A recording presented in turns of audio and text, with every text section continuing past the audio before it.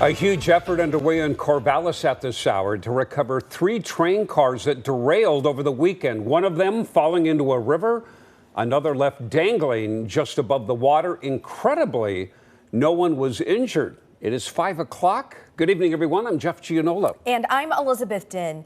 Our Lisa Balick live tonight in Corvallis, pretty close to those train cars. Lisa, do investigators know what caused this accident? Not yet. Still too early. In fact, they tell me they need to be able to get that rail car that is in the water out to really take a closer look. By the way, I'm right by the rail tracks where this happened, and just down a little ways, you can see one of the rail cars down there. It's getting dark now, but we saw it earlier. So they are working throughout the evening, it looks like, to try and put efforts in place to put down rock and gravel so they can get a big crane in here with a solid pad to be able to remove that one that's down there. But I'll tell you, this has been quite an ordeal here in Corvallis. Setup work underway to remove the 3 derailed freight cars, building a temporary road over the tracks to support heavy equipment to recover the freight cars. One largely submerged in Mary's River, another dangling from the tracks above. The freight train with 19 cars was traveling on a railroad bridge across Mary's River here in Corvallis on Saturday morning by Avery Park. Suddenly, a trestle, essentially a support frame for the bridge, collapsed. 3 cars derailed, one plunging into the river below, another dangling from up above. The train carrying agriculture chemicals is owned by Portland and Western Railroad. I talked with a company today. They tell me they will first empty the train cars, remove the ones on land, and then tackle the one in the river.